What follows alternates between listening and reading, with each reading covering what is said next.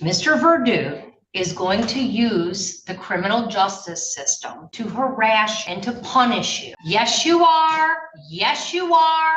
Yes, you are. I want the truth. You can't handle the truth. People versus Jessica Jezierski Glass.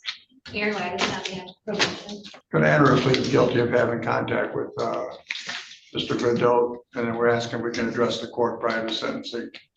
All right, ma'am, can you tell me your first and last name? Jessica Jezierski.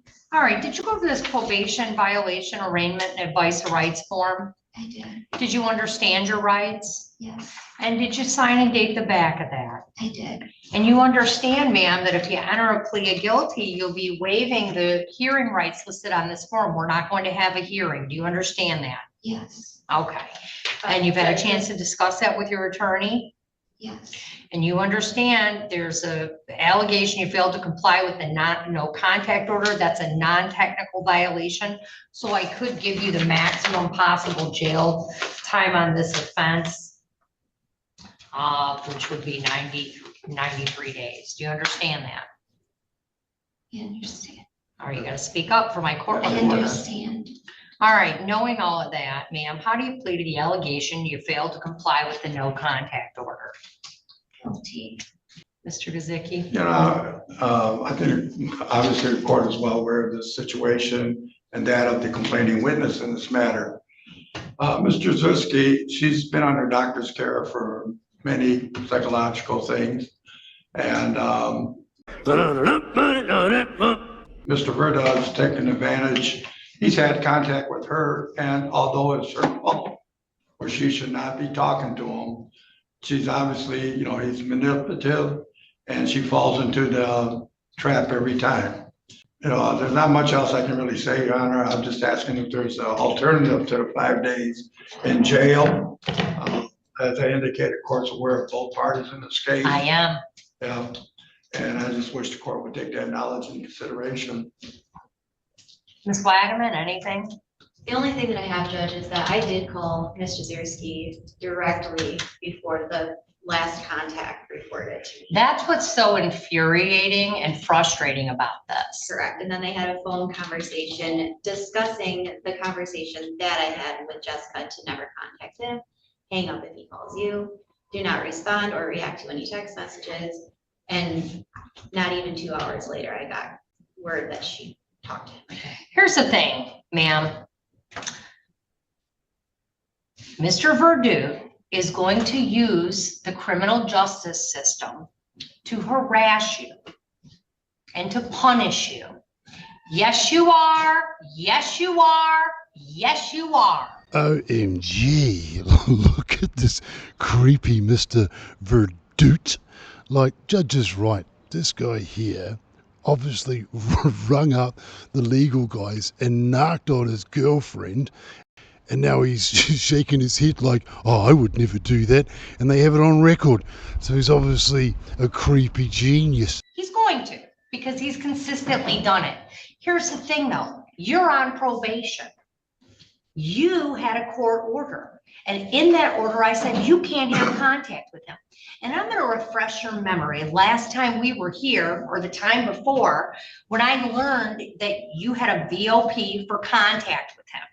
And then I was given a stack like this of the two of you going back and forth, where he was verbally harassing you, abusing you. I mean, the whole thing was disgusting. The entire thread of messages was disgusting, but you kept taking the bait. Gee, I bet old Verdude is a bit pissed that he turned up to Shackelford's court and ended up on my channel. Oh, God, he spells genius with a J. When you did that, I had a really long lecture, ma'am. And in that lecture, I told you, I can't make him. There are things you can do, and it looks like you've done it. At this point, I can't make him not contact you, but I can make you not contact him. And what'd you do?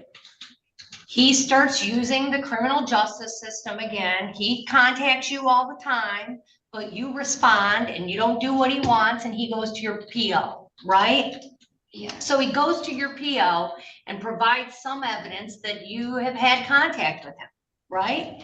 And then she calls you and your PO tells you, do not have contact with him. The judge has ordered that you have no contact. Do you remember that call? Yes. And then the first thing you did when you hung up the phone with Miss Wagaman was do the one thing she said not to do that I previously lectured you on. We'd already been to court once on it. Do not contact this man. And you immediately put a call into him and started talking about your call with Miss Wagaman. And of course, Mr. Verdude got what he wanted because he recorded that call and turned it over to your PO. So not only are you, listen, I'm not justifying, I think it's clear his behavior in this case, but you are under court order to have no contact.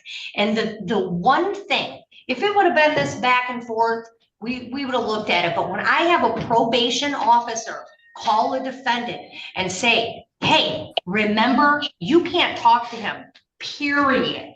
And the first thing you do is get off the phone and call him. Where do you think you're going?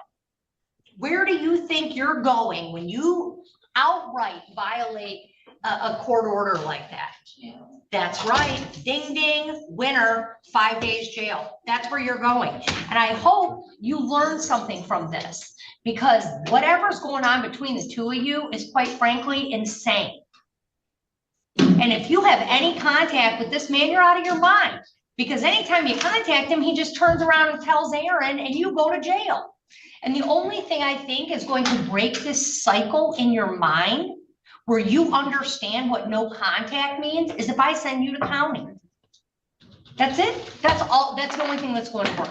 Everything else I've tried lecturing you. Aaron's talked to you. I have literally put it in a court order and you violated the order. Not once, but twice. And probably many, many, many more times. So you're going. They stole something to jail. Okay, you're going to jail. You had a choice. And the fact I have a recorded call, that Miss Wagaman received a recorded call of you calling him right after she told you not to, there's no choice. I have no choice. You're going to jail 5 days, Wayne County Jail.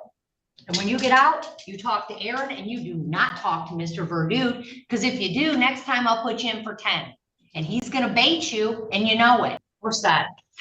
Hey guys, I just wanted to pop in here and say that I have set up playlists of some of my favorite cases and judges. So if you get bored and want to have a giggle or a gasp, then I could show you my cat's fridge, or you can check out these playlists. I'll leave a link below. How you doing, sir? You're charged with failure to comply with, basically FSGI, leaving the scene of an accident without exchanging information. You're facing up to 6 months in jail and or a $2,000 fine.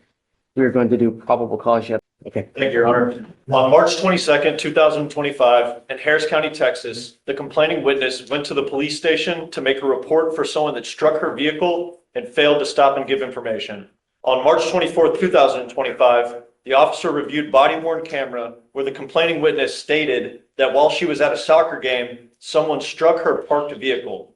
The complaining witness stated that another witness left a note, and that witness observed the defendant strike the complaining witness's vehicle and leave without stopping and giving information. The witness stated the defendant was the coach of the opposing soccer team. The complaining witness stated that they talked to the defendant, but the defendant has failed to provide their insurance information. The officer met with the witness who viewed the accident and administered a photo array. The officer observed vehicle damage from the defendant and the complaining witness consistent with complaining witness and witnesses' accounts of events. The officer observed text of the complaining witness communicating with the defendant. In those texts, the officer observed the defendant state he is responsible for the crash and he has no problem paying for the expenses out of pocket. The complaining witness obtained a written estimate of cost of repair to her vehicle of $1,975.78. Mr. Mohammed, I'm going to find that there's sufficient probable cause to go forward with the case. Does he have a license? You are not allowed to drive unless you have a valid Texas driver license and liability insurance in your name. He does, Judge. I'm also ordering you not to go back to the soccer field. Do you understand? If I find that you pick up a new case, if you go back, I will revoke your bond, put you in jail. No more Judge, may I? Is there any way we just do no contact with this person? Because in this club soccer world, there's only like 2 to 3 fields that they play on. My daughter's played Albion and there's only like 3 parks that they play out. So can we just, It's to happen again. And I understand. Can we do a no contact, so that he's not around that person? Because he's the head coach of the soccer team. And we're going to get this taken care of pretty quick. I think they agreed that if he pays restitution, they're fine with it.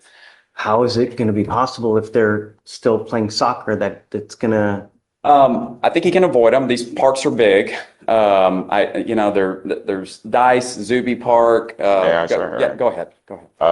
First of all, sir, I've never had contact with the woman who claimed these claims. That's one. Second of all, I never left the scene because I had to I'm not going to argue with. No, of course, I understand. We're not arguing the case. Sir, sorry, yes, I'm just trying to clarify that there's no contact between me and the, or whoever's making the complaint at this moment. I've never had contact with her in my life, so there's no reason for any non-contact going forward, as I said. Before he's allowed to drive, I want proof that he's got liability insurance, and I don't want you to have contact with the complaining witness. If I find that you get into another accident, if you're a danger to my city, I'm gonna lock you up. Do you understand, Mr. Mahon? Okay. Thank you, Judge. All right, we need to put bond conditions. We need to show proof to pretrial that he's got insurance, and then we'll allow him to drive. Thank you, Yes, Judge. sir. I do hope you liked that selection of cases here on Off the Record. If you did, then please leave us a like, and even better, if you are new, please subscribe, and I'll do my best to keep whoever you're watching my channel with entertained, so at least it will take their mind off being hungry.